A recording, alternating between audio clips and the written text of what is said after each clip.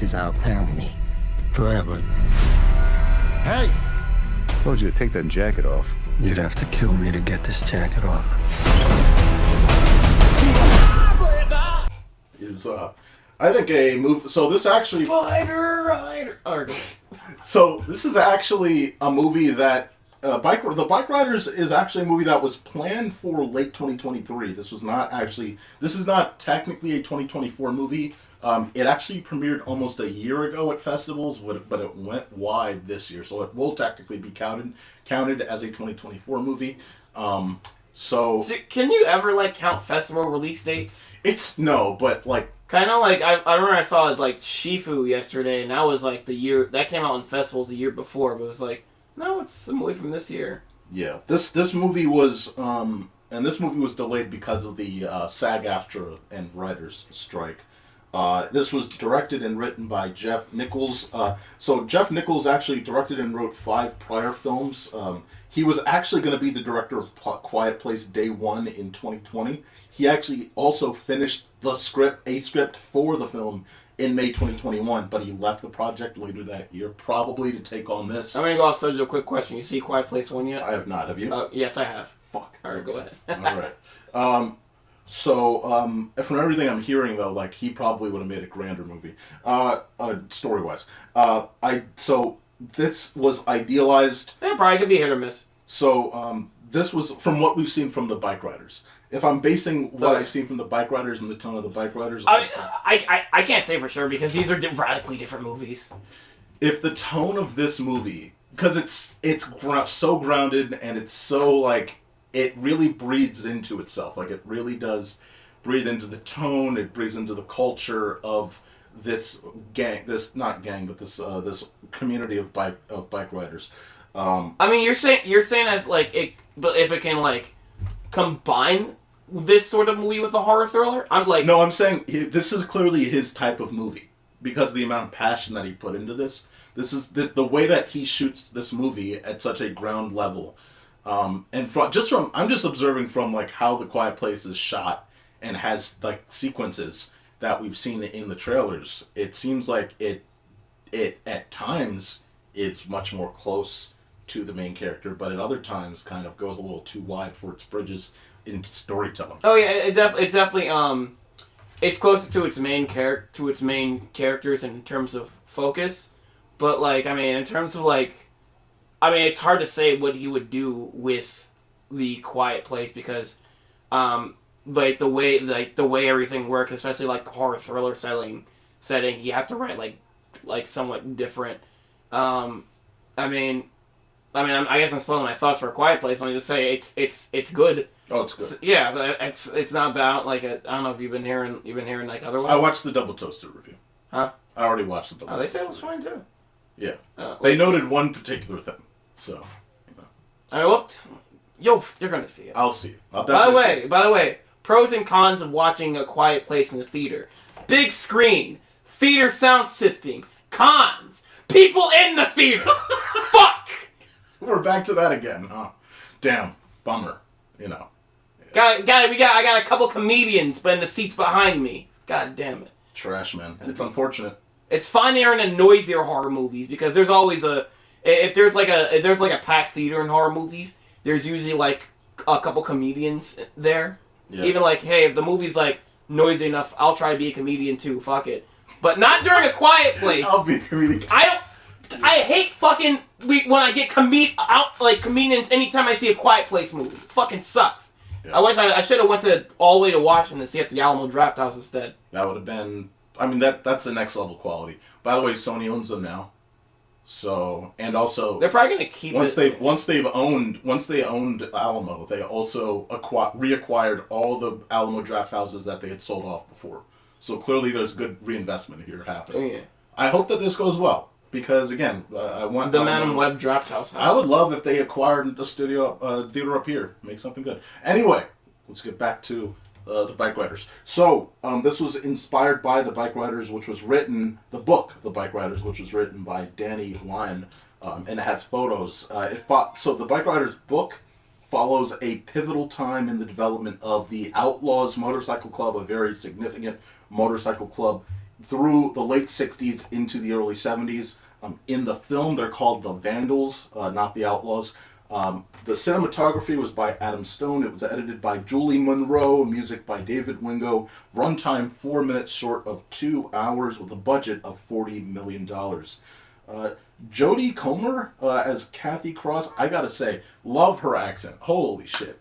I think it's like, again, like you talk about a distinctive voice. Like, because a lot of movies would have just gone with, you know, you imagine. Yeah, I like her voice, you know, like, yeah. Yeah. I like, you know, I love that little speech and kind of it, like, right there. Yes, and it's unique, you know, but it's familiar. It's not false. It's not a fake BS voice. It's like, oh, this is a person that exists. This makes the movie feel much more much more grounded. You take someone that sounds like has a Californian accent, or not even Californian accent, but like, you take someone that sounds like they're from the present and like doesn't necessarily have that voice, you would probably lose me in immersion a little bit, but this just puts it much more down to the ground level. It sounds like stereotype Canadian-ish.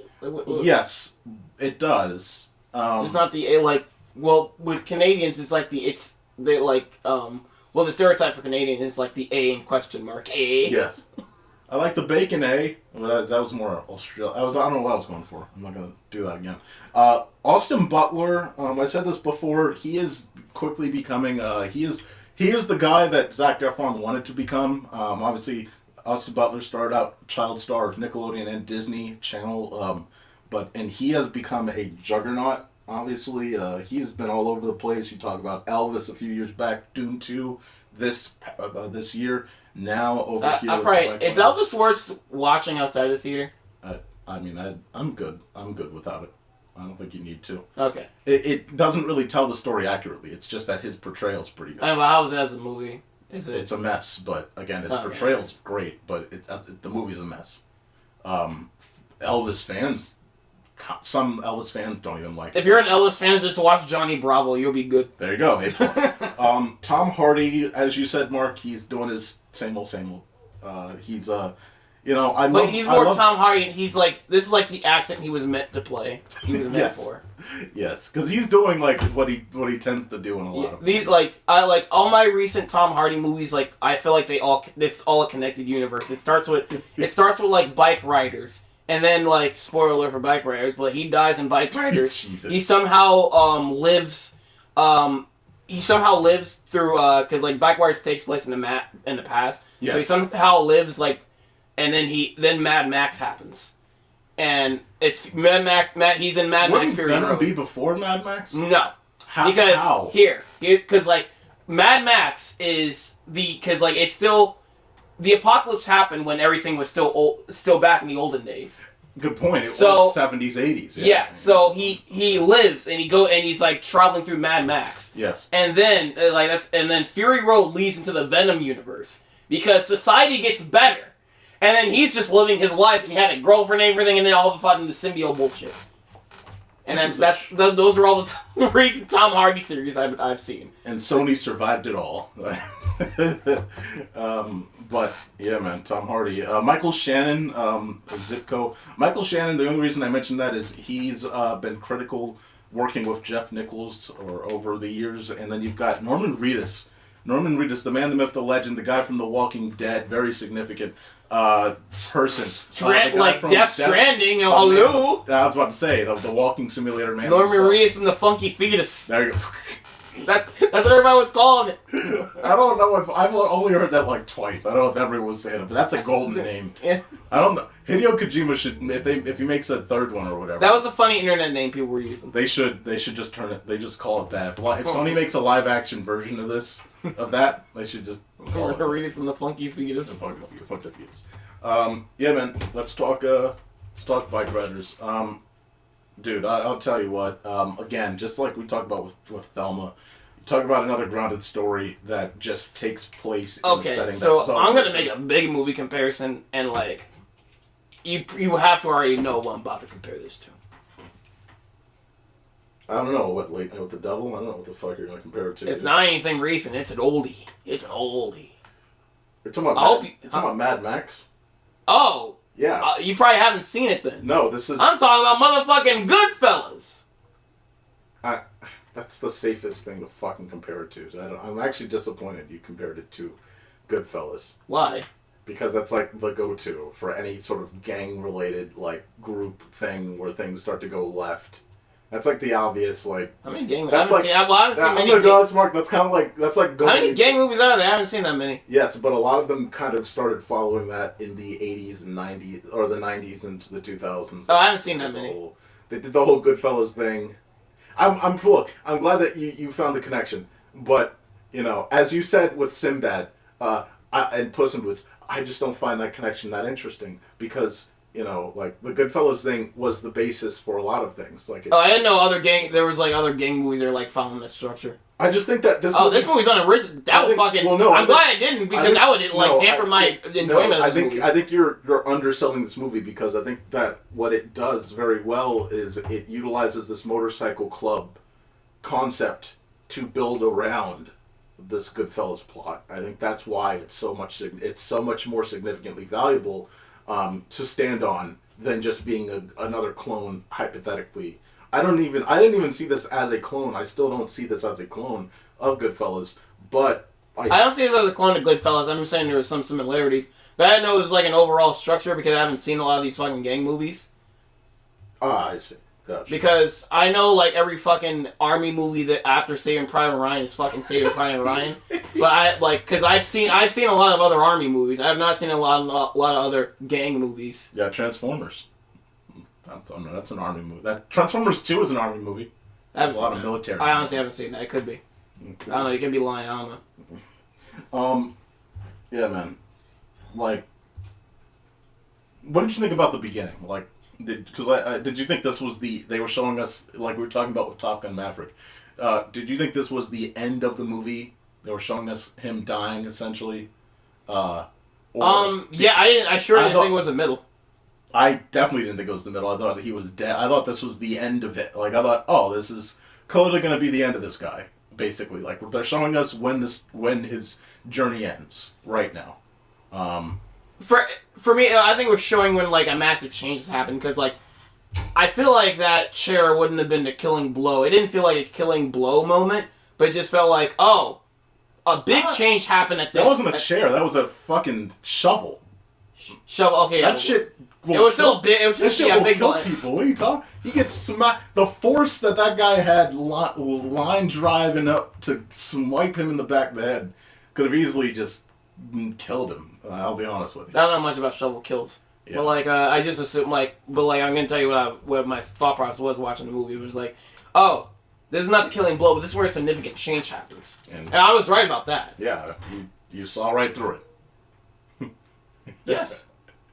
You didn't. Yeah. Stupid.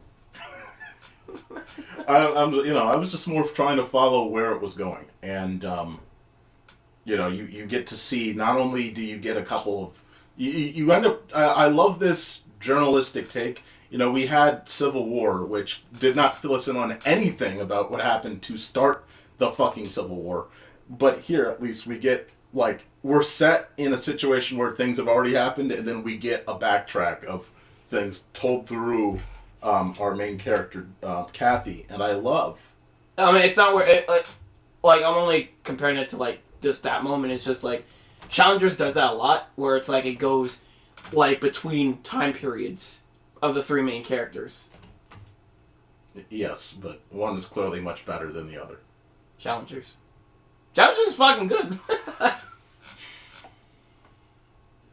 I forgot you liked the Barbie movie this time last year. I don't know why I expected. I forgot you liked If. I don't know why I'm taking your opinion seriously, fucking bitch. I got one on YouTube, motherfucker.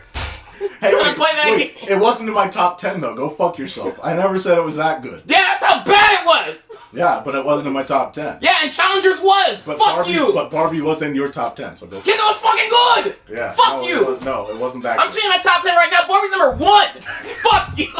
Fuck Spider-Verse was last year. Fuck Spider-Verse Barbie. Jesus Christ.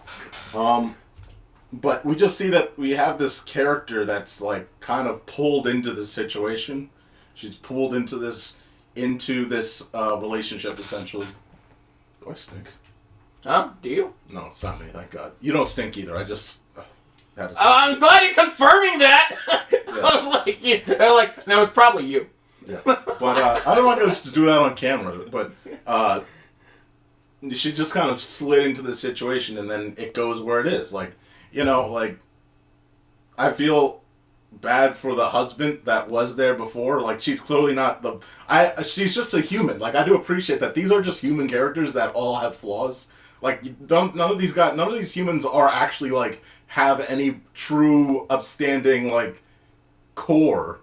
I mean, like, overall, the biker group that's there in the beginning has more of a core than the newer group that comes in, notably the kid that shoots Tom Hardy, obviously. But none of these guys are really that grand of people. Like, it's just a journey with these characters. And you see that with even our main character, Kathy, because, of course, she goes through, it's like, you know the danger here. You know why your husband isn't happy about this, but you're still cool, basically.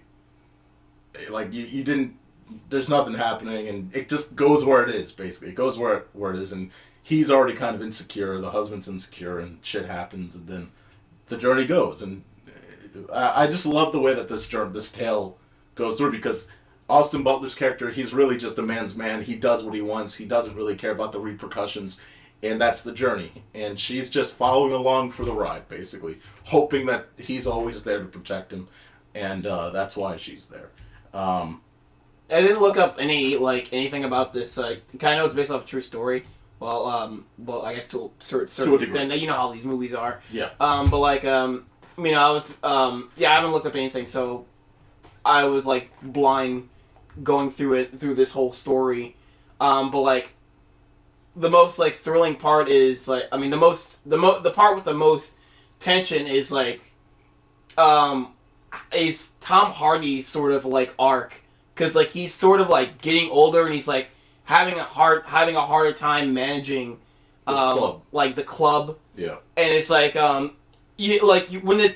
when the younger guy challenges him to, like, guns and, fist or knives. And he, I'm just, like, thinking, either one of two things. Either, like, the young guy is going to try a dirty trick, or Tom Hardy is, like, dead. Or is just too old to keep up. Because you just have a feeling no, it's not going to go well for Tom Hardy at all. Well, you can just either way. Those last few minutes of Tom Hardy's existence is just like him and trying to consolidate everything that's happened in his life with everyone. Basically, he's like, all right, I'm gonna go around to a couple places.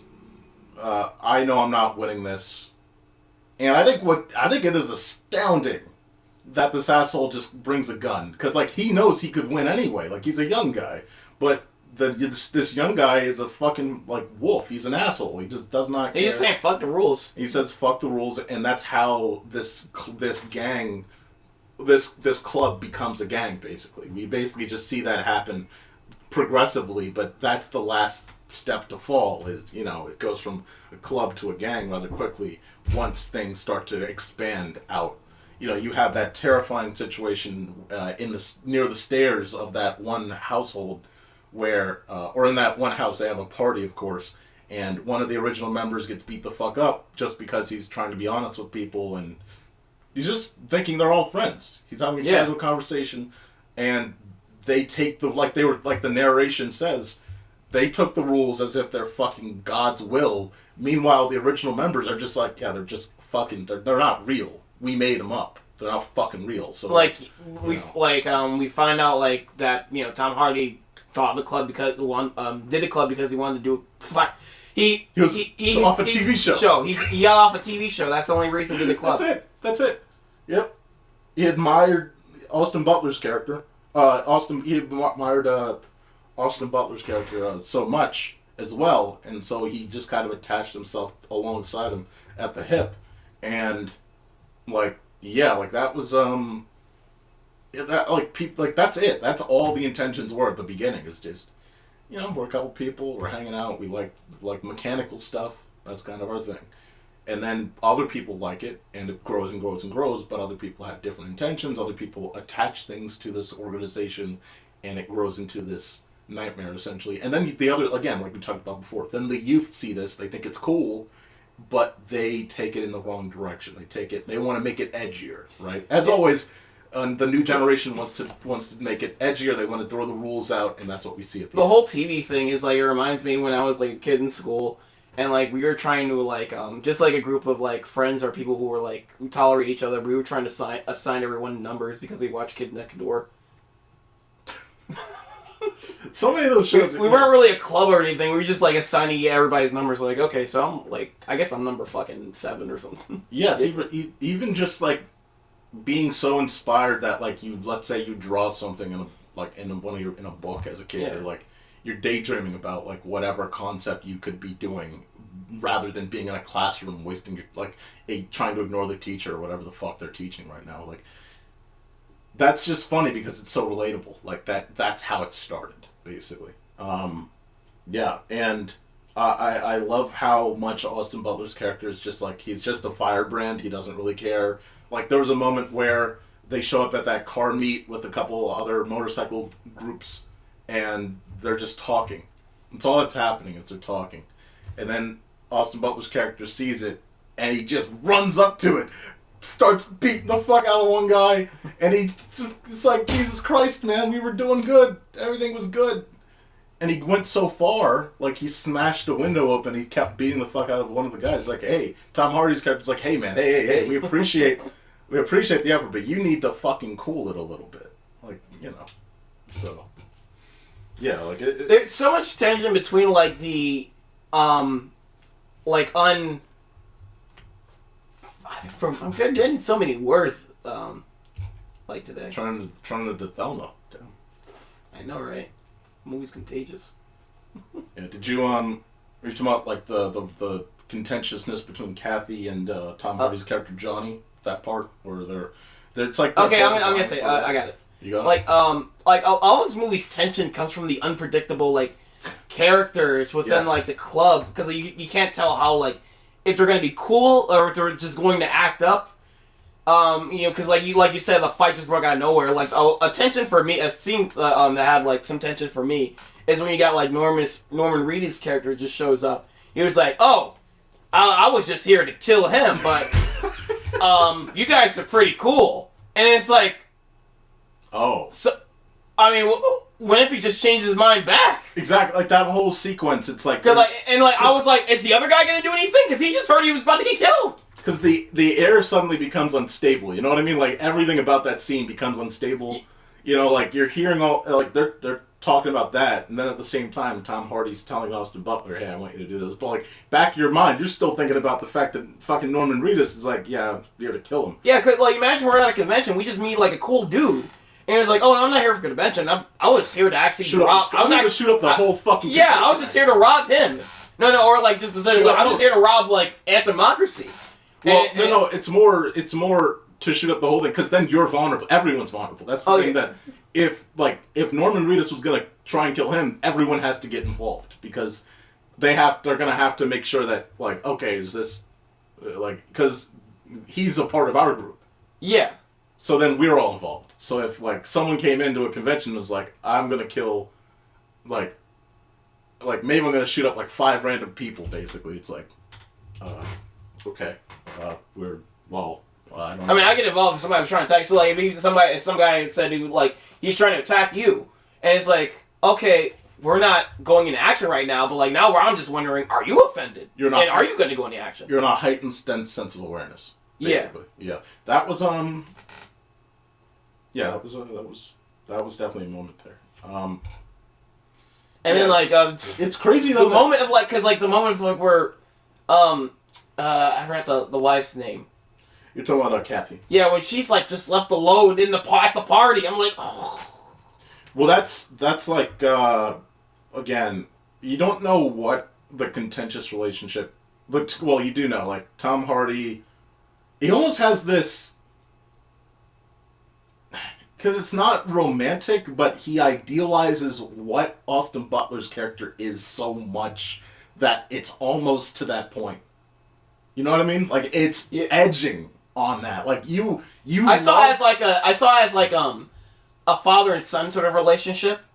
where like, because like he was like it was kind of like that because he was like sort It's of more like like a bromance of like, yeah, you're cool, like, but like not in like a fatherly kind of way. Like, I mean, I get he was like sort of like trying to teach him the ways of like just becoming like a leader. Like, hey, you're gonna follow in my footsteps, and I see a lot of me in you. You're like me when I was at my prime, and I just wanted you to take over.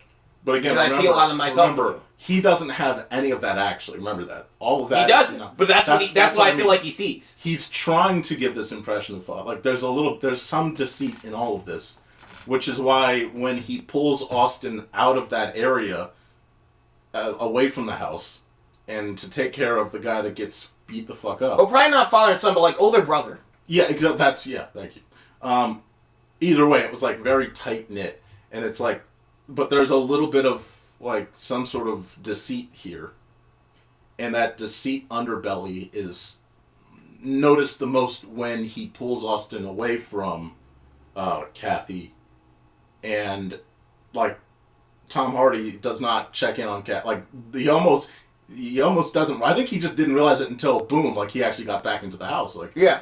But yeah, that's like again like I hope that's a wake up call to a lot of assholes out there that think like, oh yeah, you know, why are women complaining? If they're already doing it, Why are it's not. You know, it's not. But like, why are women complaining about this, and this? Because like that's like worst case scenario right there. Like, you know, because that was terrifying. Like, and you should. Yes.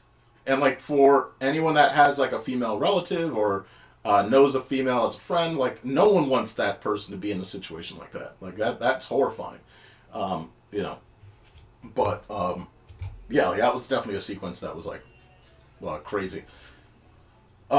I mean, even the part where like it's not that bad in the beginning when like she's at the bar and all the guys are under and they're like asking her questions, but a little bit of that's there. Well, it's more of like a public setting. There is laws and rules in that area. This is like just somebody. This is just someone's house. This is just someone's house. That's right. Yeah. Closed doors, like doing that.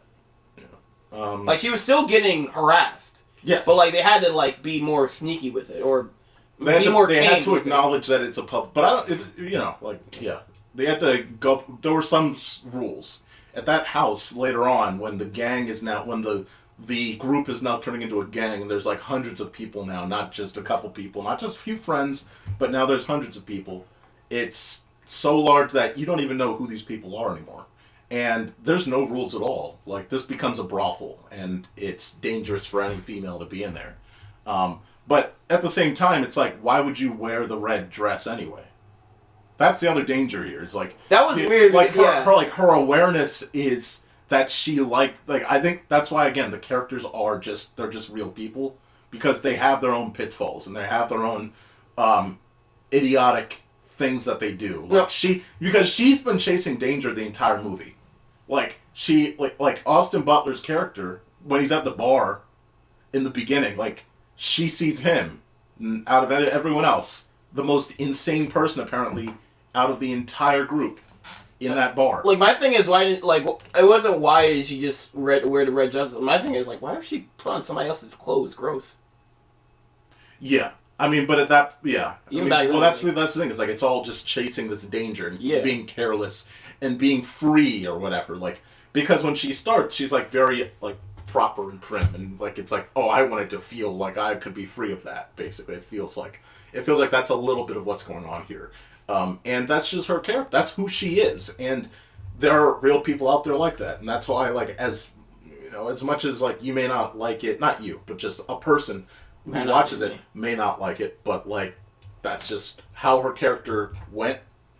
You know? Like even when the guy comes in and he's recording her, like she has like the motorcycles like up against the front porch or whatever. Like, you know, I would hate having a neighbor like her. I wouldn't like having a neighbor. She's very careless at that point in time. Like, years later, you know what I mean? Oh, yeah. Years later, and, like, there's people just walking in and out of her house, and it doesn't really matter, and, like, they're just being careless. Like, she's not necessarily a person I would, like, but her journey is interesting. Like, that's the whole thing. It's, like, the journey's fucking interesting as hell. And that's why this movie is good.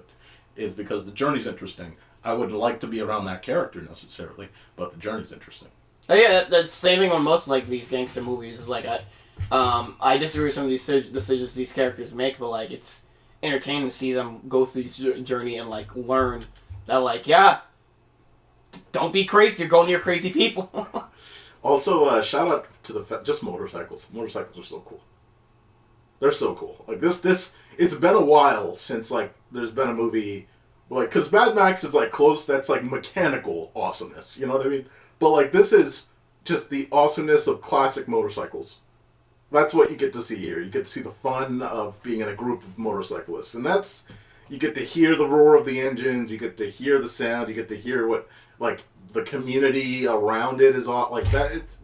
That's pretty cool. There's no motorcycle movie that has beaten Barnyard. That was an out of the. I was not expecting. I'm joking because that was a fucking. Because that movie is so fucking random. It was like a motorcycle movie by the end of it for no fucking reason. For no reason. I was like, what the. Because like that movie's a fucking fever dream, dude. Yeah. I don't dislike it, but it's just like it's so fucking weird. It's all over the place. It is. It's just like the ending threw me off. It's like there's suddenly a motorcycle gang. What? Yeah, it's all over the place. Any final thoughts on Bikeriders? No, this is like a fantastic movie. I mostly, Tom Hardy was a big selling point in this movie because like he, even though he, like it seems like at this point Austin Butler is almost as much star power for me there to Tom Hardy. Like for regular audience members, if you think about regular audience members, I think 5 years ago it was who's that guy, and then plus Tom Hardy. Now it's it's the guy from Elvis and Tom Hardy, or it's it's the guy that was kind of had an appearance in Dune. And I think he's getting close to being name power, kind of like Tom Cruise, Tom Hardy, Denzel Washington. No, he's not Denzel Washington. I can see that. It's just I guess mostly because like I've seen Tom Hardy's face more recently. Yeah, 100%. But yeah, great movie though. You said. Oh yeah. Yeah, same here. It's a great movie. Love the mechanical nature of it. Love the journey's crazy, but that's why we love these types of movies. As you all said earlier in the year, nothing wrong with period pieces. Fucking awesome to get that time point. It's mostly ideal to make a period piece because writing plots around cell phones is fucking annoying. Yes. Unless it's about the cell phone, it's a movie about an app or something like that. But like, also, what are they gonna? Yeah. Also, what are they gonna do? Lime scooters this time? Like, would it be this year? Fucking lime scooter group being. It'd be like a fusion between Thelma and this. So like, I mean, if they can make it interesting, I'll fucking watch that. Why not? Fuck it. Yeah. Just copy the script of this and just fucking make a lime scooter movie. We can do that right now. Yeah. All right. Guys, this has been the ScreenBlast podcast for today. Of course, you can find this at ScreenBlastPodcast.com. I like how you put like a fucking flash transition, but like you're not going to show the flash transition. That is what it is. Of course, you can find this at ScreenBlast Society on YouTube. You can find this also at ScreenBlast Podcast on YouTube. You can find clips at ScreenBlast Short Form, by the way. That's where all of our shorter content is clipped out. And you can find, of course, this man. Where can I find playing card games on motorcycles! Nothing. By the way, that reminds me, nothing like, we only have a few seconds left, but nothing like those motorcycle games back when you were a kid. You could actually, like, the weight wasn't going to just door you off the side of a fucking motorcycle. Those things are fun. By the way, card games on motorcycles is like a Yu-Gi-Oh! Bridge reference. Card games on motorcycles! Jeez. But, stupid. Where can they find you? That's K9 Business. That's K9BISKUTS. One day there'll be videos on there. Who knows? I don't care. And of course, well, I mean, they can find you on Instagram, wherever, right? Don't you post stuff? That's like for friends. Well, find them maybe there. One day, I don't know. But find them there. Now I put it publicly. Of course, find me at Brian the Baltimore, and find me, of course, at Democracy, but I don't post anything there either. There is a great backlog you can check out. But for recent stuff, obviously, ScreenBlastPodcast.com. Guys, thanks for listening. Find out the porno theater. In the corner crying. I was going to say, you better... Like, I'd love to be, like, starring in a porn. Like, oh, yeah, the show. No, you're not that cool. Jesus. All right, go fuck yourself, guys. Thanks for watching. Why not, everybody?